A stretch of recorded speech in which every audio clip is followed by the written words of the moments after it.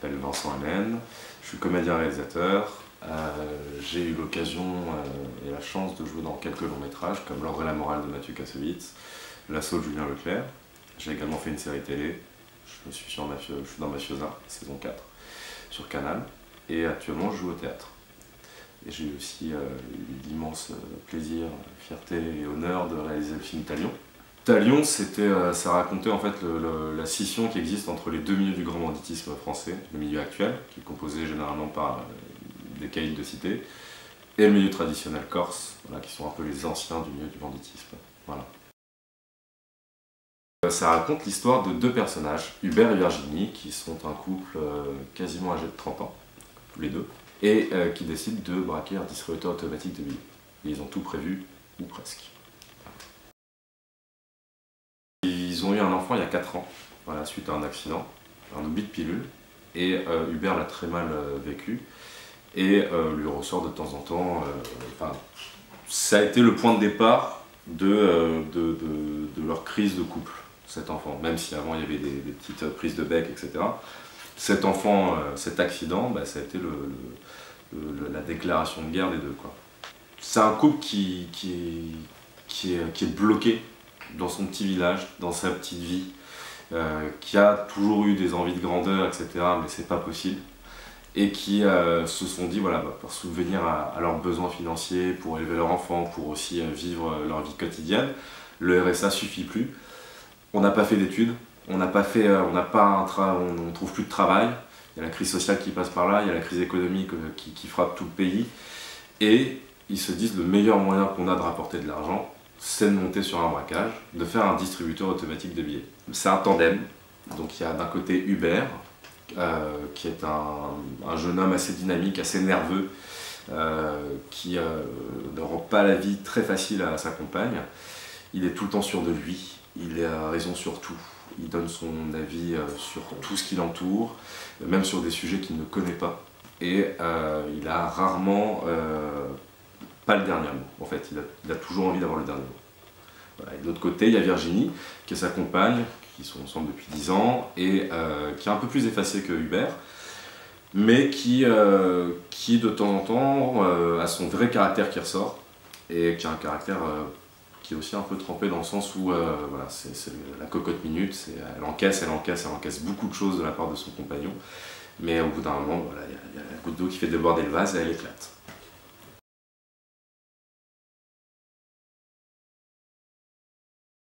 Alors il faut savoir qu'avant j'avais fait Talion.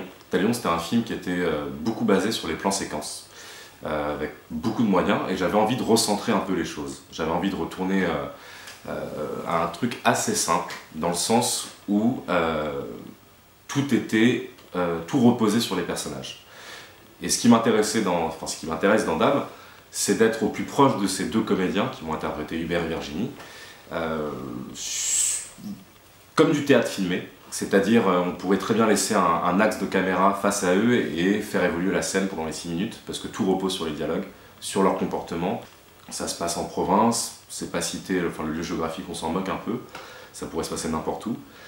Et voilà, tout le début du film est assez posé en termes d'axe de caméra, c'est vraiment des plans fixes, du champ contre champ, jusqu'à la fin où ça monte vraiment en découpage assez rapide. Pour moi, la voiture, c'est un peu le troisième personnage.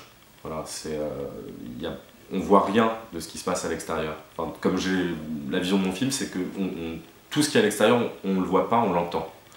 C'est-à-dire que ça se passe dans un village de province, donc on entendra certainement des bruits de chiens, des véhicules qui passent, mais tout ça ne se verra pas à l'écran. On sera juste axé sur ces deux personnages qui sont enfermés dans ce véhicule-là et qui sont à quelques minutes à peine de sortir de leur véhicule pour braquer le distributeur automatique de billets.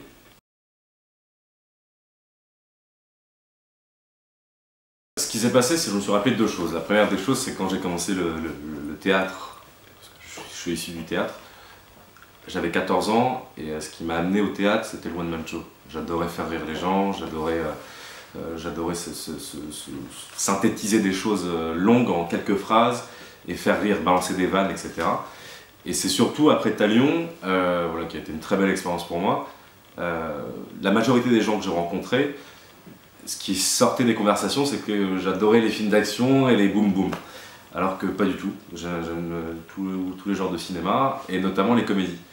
Et je me suis dit, bah attends, là c'est le moment ou jamais de revenir à ce que tu as toujours aimé, c'est-à-dire la comédie, les films qui te font rire. J'ai toujours aimé un peu le cinéma belge.